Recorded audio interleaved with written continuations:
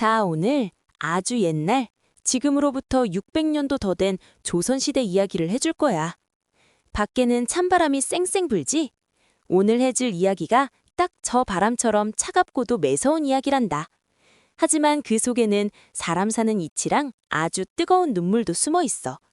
너 토사구팽이라는 말 들어봤니? 토끼 사냥이 끝나면 사냥개가 쓸모없어져서 주인에게 잡아먹힌다는 뜻이야. 이게 옛날 정치판에서는 아주 흔한 일이었어. 왕이 되기 위해 목숨 걸고 도왔던 신하들이 막상 왕이 되고 나면 너무 힘이 세져서 오히려 왕에게 위협이 되니까 가차없이 제거당하는 거지. 오늘 주인공은 조선의 세 번째 왕, 태종 이방원이야. 드라마나 영화에서 많이 봤지? 무서운 카리스마를 가진 왕. 이방원이 왕이 되기까지 얼마나 많은 피를 봤는지 아니? 자기 이복 동생들도 죽이고 개국공신 정도전도 죽이고 그 험난한 과정을 거쳐 왕이 됐는데 막상 왕이 되고 나니 또 다른 고민이 생긴 거야. 나를 왕으로 만들어준 저 공신들이 내 아들이 왕이 되면 말을 잘 그을까? 아니면 내 아들을 잡아먹으려 들까? 그래서 태종은 결단을 내려 마치 사냥이 끝난 사냥개를 정리하듯이 공신들을 하나둘씩 정리하기 시작했지. 오늘은 그 서슬퍼런 칼날 앞에서도 살아남은 사람과 끝내 비참하게 사라진 사람들의 이야기를 해줄게. 자, 귀 쫑긋 세우고 들어봐. 아주 흥미진진하단다. 가장 먼저 해줄 이야기는 이거이라는 사람과 그 아들 이저의 이야기야. 이 사람들은 정말 대단한 권세를 누렸어. 얼마나 대단했냐면 이거이는 태종 이방원이 왕이 되는데 결정적인 역할을 한 1등 공신이었고 그의 아들들도 모두 왕실과 결혼을 했거든. 큰아들 이전은 태종의 누나인 경신공주랑 결혼했어. 그러니까 태종에게는 매형이 되는 셈이지? 거기다 둘째 아들 이백강은 태종의 큰딸 정순공주랑 결혼했어. 세상에, 아버지와 아들이 모두 왕의 가족이 된 거야. 이 정도면 조선 팔도의 이거이 가문을 건드릴 사람이 아무도 없었겠지? 사람이 말이야, 높은 자리에 올라가면 발밑을 조심해야 하는데 이 부자는 그렇지를 못했어. 하늘 높은 줄 모르고 어깨에 힘이 잔뜩 들어갔지. 그들의 오만함이 어느 정도였냐면 유교 국가인 조선에서 상상도 할 수 없는 짓을 저질렀단다. 1차 왕자의 난 기억나니? 이방원이 이복 동생인 방번과 방석을 죽였던 그 사건 말이야. 난이 끝나고 나서 이거이와 이전은 죽은 왕자들의 첩을 자기 여자로 삼았어. 뭐 전쟁터에서 전리품을 챙기듯 그랬을 수도 있겠지. 그런데 진짜 문제는 그게 아니었어. 아들 이저가 데려간 기생이 알고 보니 예전에 아버지 이거이가 데리고 놀던 여자였던 거야. 이게 무슨 막장 드라마 같은 일이니. 아버지가 만났던 여자를 아들이 취하다니. 이건 짐승만도 못한 짓이라고 사람들이 손가락질을 했어. 조정 대신들이 들고 일어났지. 전하, 이는 인륜을 저버린 짐승 같은 행위입니다. 이거이 부자를 벌하소서! 하지만 태종은 참았어. 왜냐고? 아직은 그들의 힘이 필요했거든. 그리고 공신들이니까 그 정도 허물은 눈 감아주자고 생각했던 거야. 허허, 사내들이 놀다 보면 그럴 수도 있지. 너무들 그러지 마시오. 하고 덮어줬단다. 그런데 사람 욕심이라는 게 참 끝이 없어. 태종이 왕이 되기 전 세자로 있을 때였어. 태종은 생각했지. 이 나라에 왕의 군대가 아닌 개인의 군대, 사병이 있어서는 안 된다. 사병을 모두 없애야 왕권이 바로 선다. 그래서 사병 혁파를 추진했는데 여기에 누가 제일 먼저 반기를 들었는지 아니? 바로 이거이 부자였어. 아니, 우리가 누구 덕분에 세자가 됐는데 이제 와서 우리 손발을 자르려 하십니까? 이거이와 이전은 노골적으로 불만을 드러냈지. 태종은 화가 났지만 아직은 때가 아니라고 생각해서 그들을 잠시 지방으로 좌천시켰어. 그런데 이 사람들이 지방으로 내려가면서 또 사고를 쳐요. 귀양살이 가는 사람들이 마치 개선장군처럼 요란하게 행차를 한 거야. 악공들을 불러서 풍악을 올리고 수많은 하인을 거느리고 떵떵거리며 내려갔지. 대간들이 또 난리가 났어. 전하, 죄를 짓고 내려가는 자들이 저리 오만방제합니다. 가만두시면 안 됩니다. 그래도 태종은 또 참았어. 그래, 공신들이니까 권력을 잃는 게 섭섭해서 저러겠지 하고 말이야. 태종이 생각보다 인내심이 강한 사람이야. 하지만 그 인내심에도 한계가 있는 법이지. 결국 이거이는 태종이 가장 싫어하는 영린을 건드리고 말았어. 태종이 왕위에 오르고 1년쯤 지났을 때야 어느 날 밤 이거이가 은밀하게 자기 친구이자 또 다른 공신인 조영무를 불렀어. 촛불이 일렁이는 어두운 방 안에서 이거이가 목소리를 낮춰 속삭였지. 이보게 조대장, 내 말 좀 들어보게. 지금이야 주상 태종이 우리 덕에 왕이 됐으니 우리 눈치를 보지만 훗날 주상이 죽고 그 어린 세자가 왕이 되면 우리 꼴이 어떻게 되겠나? 그때도 우리가 이 부귀 영화를 누릴 수 있을 것 같나? 조영무는 침을 꿀꺽 삼키며 물었어. 그래서 어쩌자는 건가? 이거이의 눈이 번뜩였어. 우리가 먼저 선수를 쳐야지. 지금 주상의 아들들을 싹 다 제거하고 다시 상왕 정종전하를 왕으로 모시는 게 어떤가? 우리 힘이면 충분히 가능해. 세상에, 이게 무슨 소리니? 멀쩡히 살아있는 왕의 아들들을 죽이고 정권을 뒤집자는 명백한 영모잖아. 이거이는 자기 힘만 믿고 너무 나간 거야. 하지만 이거이는 사람을 잘못 봤어.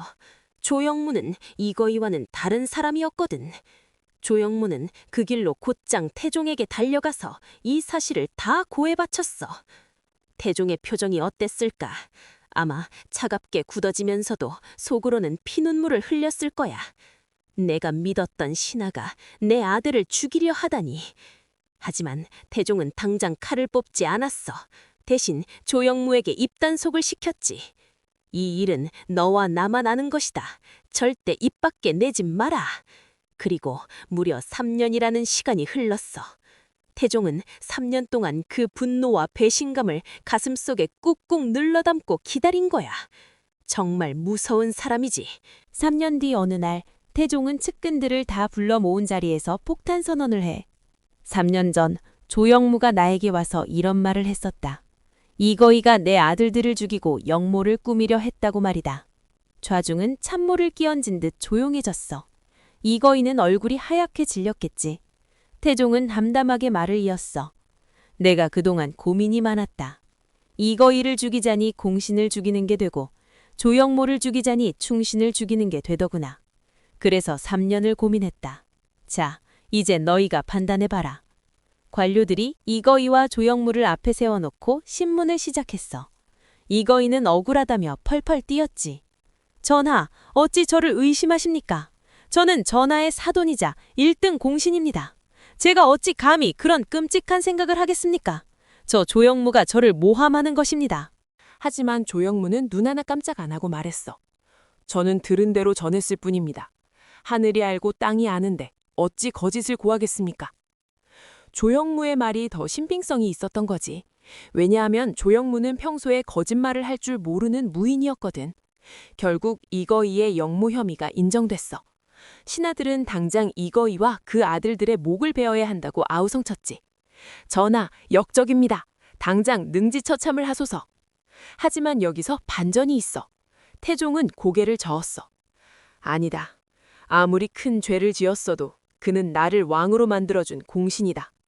내 손으로 공신의 피를 묻히고 싶지는 않구나. 태종은 이거이와 그 아들 4명의 목숨만은 살려주었어. 대신 그들의 모든 관직을 빼앗고 평민으로 강등시킨 뒤 저 멀리 지방으로 유배를 보내버렸지. 한때 왕의 사돈이라며 떵떵거렸던 이거이 가미는 그렇게 하루아침에 몰락하고 말았단나. 이거이는 유배지에서 쓸쓸하게 늙어 죽었어. 권력의 무상함을 뼈저리게 느끼면서 말이야. 자, 이제 두 번째 인물 이야기를 해줄게. 이 사람은 이거이보다 훨씬 더 오만하고 훨씬 더 기가 막힌 행동을 했던 사람이야. 이름은 이숙번. 이숙번은 아주 똑똑하고 무예도 뛰어난 사람이었어. 과거 시험에 급제하자마자 당대 최고의 책략가인 하륜에 눈에 띄어 태종 이방원을 만나게 됐지. 1차 왕자의 난 때 이숙번이 없었다면 이방원은 성공하지 못했을 수도 있어. 그때 이숙번이 안산 군수였는데 군대를 이끌고 한양으로 올라와서 이방원을 도왔거든. 태종은 이숙번을 정말 아꼈어. 이숙번은 나의 장자방이다 라고 할 정도였지. 어린 나이에 1등 공신이 되고 조정의 최고 실세가 된 이숙번. 그러다 보니 눈에 뵈는 게 없었나 봐. 이숙번의 집은 서대문 안쪽에 있었어. 서대문은 한양 도성으로 들어오는 큰 문이라 늘 사람들로 붐비고 시끌벅적했지. 소달구지 지나가는 소리, 장사꾼들 외치는 소리. 어느 날 이숙번이 낮잠을 자려는데 밖이 너무 시끄러운 거야. 에이, 시끄러워서 살 수가 있나. 여봐라, 당장 나가서 저 서대문을 막아버려라. 세상에, 자기 집 앞이 시끄럽다는 이유로 나라의 성문을 막아버리라니. 이게 말이 되니? 그런데 더 기가 막힌 건 그 명령이 실제로 실행됐다는 거야. 이숙번의 위세가 워낙 대단하니까 군사들이 쩔쩔매며 서대문을 폐쇄해버렸어. 백성들은 난리가 났지. 멀쩡한 길을 놔두고 빙 돌아서 다녀야 했으니까 얼마나 불편했겠어. 원성이 자자해지자 조정에서는 회의를 열었어. 서대문을 막았으니 백성들을 위해 다른 곳에 새 문을 뚫어야 하지 않겠습니까? 그래서 길을 새로 내기로 했는데 하필이면 그 새 길이 이숙번의 집 앞을 지나가게 설계가 된 거야. 이숙번은 또 화를 냈지. 감히 내 집 앞에 길을 내? 내가 시끄러워서 문을 막았는데 또 내 집 앞으로 사람을 다니게 해? 하지만 이번엔 나라에서도 어쩔 수 없었어. 결국 인덕궁 앞에 새 문을 뚫었는데 이 사건만 봐도 이숙번이 얼마나 제멋대로였는지 알 수 있지? 왕도 백성들 눈치를 보는데 일개 신하가 백성들의 통행로를 막아버리다니 말이야. 이숙번의 오만함은 여기서 끝이 아니었어. 당시 조정의 언론 담당 관리인 대간들이 이숙번과 하륜을 자꾸 비판했어. 이숙번 대감 너무 거만합니다. 하륜 대감 땅 욕심 좀 그만 부리십시오. 계속 잔소리를 들으니까 짜증이 난 이숙번이 하륜과 짜고 이상한 상소문을 만들었어. 내용은 대충 앞으로 대간들은 고위 대신들의 잘못을 함부로 비판하지 못하게 하라는 거였지. 언론 재갈 물리기 대 다름없었어. 이 상소문을 왕에게 올리려면 정승들의 서명이 필요했어. 당시 영의정, 좌의정 같은 높은 정승들은 성성민, 남좌 같은 원로들이었지. 이분들은 콧방귀를 뀌었어. 말도 안 되는 소리. 유학자가 어찌 언로 말하는 길을 막는단 말인가. 나는 서명 못하네. 그러자 그날 밤 이숙번이 직접 정승들의 집을 찾아갔어. 그냥 찾아간 게 아니야. 술에 취한 척하면서 험악한 표정으로 들이닥친 거지. 늙은 정승 남제가 자고 있는데 이숙번이 방문을 벌컥 열고 들어와서는 소리를 질렀어. 대감, 왜 서명을 안 해주시는 겁니까? 우리랑 한번 해보자는 겁니까? 마치 깡패가 행패 부리듯이 위협을 한 거야. 정승들은 기가 막히고 무서워서 어쩔 수 없이 서명을 해줬어. 자신보다 품계가 훨씬 높은 정승들을 협박해서 서명을 받아내다니 이숙번의 권세가 왕을 능가할 지경이었던 거지. 하지만 영원한 권력은 없는 법이야. 이숙번도 결국 선을 넘고 말았어. 어느 날 우의정 자리가 비었어. 이숙번은 당연히 자기가 될 줄 알았지. 내가 태종의 1등 공신인데 나 말고 누가 하겠어? 하고 김칫국을 마시고 있었어. 그런데 태종이 다른 사람을 우의정에 임명한 거야. 이숙번은 자존심이 상해서 견딜 수가 없었어. 그래서 꾀병을 부리기 시작했어. 아이고 배야, 아이고 머리야, 나는 아파서 조정이 못 나가겠네. 하루 이틀도 아니고 무려 몇 달 동안이나 궁궐에 코빼기도 안 비친 거야. 이게 왕에 대한 시위라는 걸 모르는 사람이 없었지. 당시 태종은 골치가 아팠어. 가뭄은 계속되지, 세자 양녕대군은 매일 사고치고 다니지, 스트레스가 머리끝까지 차 있는데 믿었던 이숙번마저 저렇게 유치하게 구니까 뚜껑이 열린 거야. 내가 그동안 오냐오냐 해줬더니 이제는 왕을 가지고 노는구나. 이숙번 이놈. 태종의 인내심이 폭발했어? 당장 이숙번을 잡아들여라. 저놈을 저 멀리 경상도 함양으로 유배 보내고 다시는 한양 땅을 밟지 못하게 하라. 이숙번은 그제야 정신이 번쩍 들었겠지. 태종에게 빌고 싶었겠지만 이미 버스는 떠난 뒤였어. 태종은 정말 냉정했어. 이숙번을 유배 보낸 뒤 죽을 때까지 한 번도 찾지 않았어. 심지어 죽기 전에 아들 세종에게 유언처럼 남겼단다. 주상, 내가 죽은 뒤에도 이숙번은 절대 풀어지지 마라. 그놈은 너무 똑똑하고 위험한 놈이다. 그놈이 돌아오면 조정이 또 시끄러워질 거야. 결국 이숙번은 죽을 때까지 유배지에서 살았어. 세종 때 잠시 불려와서 역사책의 잘못된 부분을 수정해주는 일을 하긴 했지만 끝내 한양으로 돌아오지 못하고 쓸쓸하게 생을 마감했지. 젊은 날의 그 기세 등등했던 위세는 온데간데 없이 사라지고 만 거야. 자, 여기까지 들으니 좀 씁쓸하지? 권력이란 게 참 허무해. 그런데 말이야, 모든 공신이 이렇게 비참하게 끝난 건 아니야. 개 중에는 아주 현명하게 처신해서 끝까지 살아남고 태종의 사랑을 듬뿍 받은 사람도 있었어. 바로 세 번째 주인공 조영무란다. 조영무는 앞서 말한 이건이나 이숙번과는 출신부터 달랐어. 원래는 이성계, 태조의 사병, 그러니까 일개의 병졸이었어. 글도 잘 모르고 가문이 좋은 것도 아니었지. 하지만 무예 실력 하나는 끝내줬고 무엇보다 우직하고 충직한 성품을 가졌어. 이성계가 젊은 시절 조영무를 보고 오, 저 녀석 쓸만하네? 하고 발탁해서 키워줬지. 그래서 조양무는 이성계를 아버지처럼 따랐어. 그런데 이방원이 정몽주를 죽이려 할 때 조영무가 그 일을 맡아서 처리했어. 그리고 1차 왕자의 난 때는 이방원의 편에 서서 이성계를 배신하는 꼴이 됐지. 난이 끝나고 조영무가 1등 공신이 되자 화가 난 태조 이성계가 이방원에게 이렇게 악담을 퍼부었어. 방원아, 너 저 조영무를 믿느냐? 저놈은 내가 길바닥에서 주워다가 키워준 놈이다. 그런데 은혜도 모르고 나를 배신하고 니놈한테 붙었어. 저렇게 배은망덕한 놈이 너라고 배신 안 할 것 같으냐? 너도 조심해라. 태조의 말이 틀린 말은 아니었어. 하지만 조영무에게는 그럴 만한 이유가 있었겠지. 그는 새로운 세상, 조선이 나아가야 할 길을 이방원에게서 봤던 거야. 태정이 왕이 되고 나서 사병 혁파를 할 때 조영무도 처음엔 반발했어. 무인에게 군대는 생명과도 같잖아. 태정이 보낸 관리가 무기를 내놓으라고 하자 조영무는 욱하는 성질을 못 이기고 그 관리를 두들겨 패버렸어. 네 이놈, 내가 누군 줄 알고 감히 내 무기를 뺏으려 해. 이 소식을 들은 태종은 즉시 조영무를 유배 보냈어.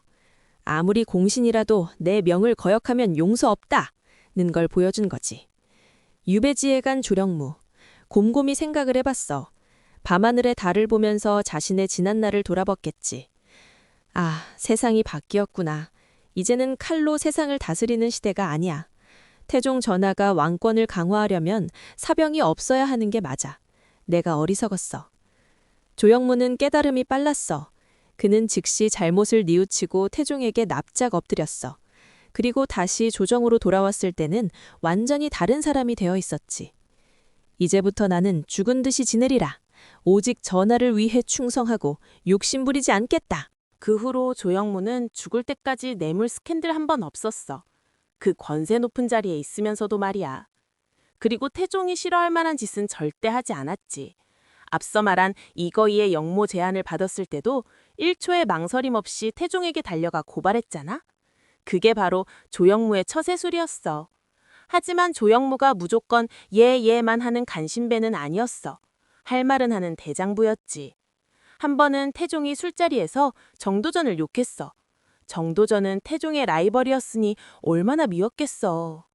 그 삼봉 정도전 놈은 간신이야. 나라를 망칠 뻔했지. 분위기가 싸해졌어. 다들 태종의 눈치만 보며 맞습니다 전하 하고 맞장구를 쳤지. 그런데 조영무가 불쑥 나섰어. 전하, 하오나 정도전 대감도 비록 방법은 달랐지만 이 나라 조선을 위하는 마음만은 진심 아니었겠습니까? 그가 만든 법과 제도가 지금 나라의 기틀이 되었습니다. 순간 정적에 휩싸였어. 감히 왕 앞에서 역적을 두둔하다니. 태종의 눈썹이 꿈틀했지. 하지만 태종은 화를 내지 않고 껄껄 웃었어.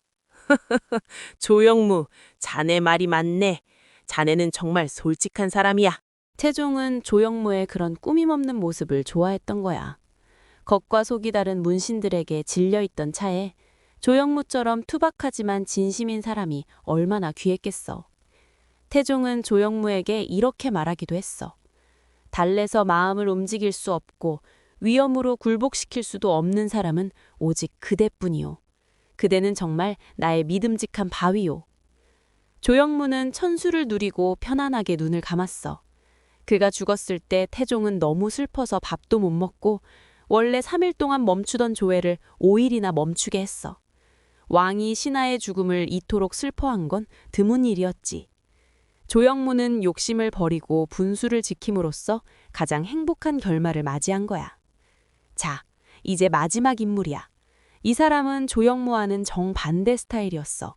아주 머리가 비상하고 능력도 출중했지만 그만큼 욕심도 어마어마했던 사람. 바로 하륜이야.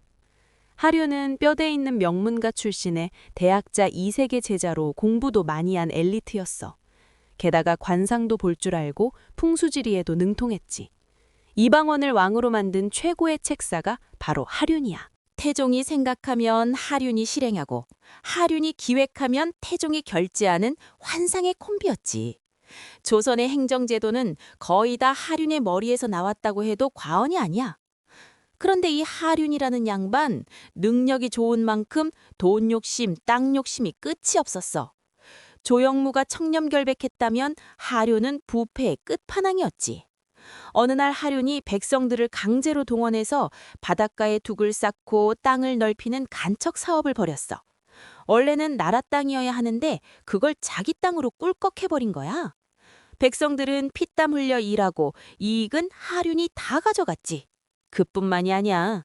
뇌물을 받고 자격도 없는 사람에게 벼슬을 주기도 하고 심지어 노비에게 돈을 받고 양반 벼슬을 팔아먹기도 했어. 대간들이 가만히 있었겠니? 매일 상소를 올렸어. 전하, 하륜대감의 비리가 하늘을 찌릅니다. 처벌하소서. 보통 같으면 태종이 당장 유배를 보냈을 거야. 그런데 태종은 하륜에게만은 이상하리만치 관대했어. 상소문이 올라오면 그냥 찢어버리거나 모른 척했지. 오히려 대간들을 나무랐어. 그만해라. 하륜은 이 나라의 기둥이다. 털어서 먼지 안 나는 사람 어디 있느냐. 그가 세운 공을 생각하면 그 정도는 봐줄 수 있다. 왜 그랬을까? 태종이 하륜을 편애한 걸까? 물론 하륜의 능력이 아까워서 그런 것도 있어. 하지만 더 중요한 이유가 있었어. 바로 나이였지. 이거이, 이숙번, 민씨 형제들. 태종이 가차없이 제거한 사람들은 다들 젊었어. 태종보다 어리거나 비슷했지. 그 말은 곧 태종이 죽고 나서도 살아서 어린 세자, 세종을 위협할 수 있는 존재들이란 뜻이야. 그러니까 미리 싹을 잘라버린 거지. 하지만 하륜은 태종보다 무려 20살이나 많았어. 태종이 늙으면 하륜은 이미 저승에 가 있을 사람이잖아. 저 늙은이가 욕심을 부려봤자 얼마나 더 부리겠어. 어차피 나보다 먼저 죽을 텐데. 내 아들에게는 위협이 안 돼. 태종은 이렇게 계산했던 거야. 그래서 하륜이 온갖 비리를 저질러도 노인네 노후 자금 챙기나 보다 하고 넘겨버린 거지. 하륜도 그걸 알았을까? 그는 죽을 때까지 권력의 정점에 서서 온갖 부귀영화를 다 누렸어. 물론 하륜도 실수를 한 적은 있어. 민무구 형제 숙청 때 눈치 없이 너무 심하게 벌하지 마시지요 했다가 태종한테 옳은 말이 아니로다 하고 혼쭐이 나기도 했지. 그때마다 하륜은 납작 엎드려 빌었어.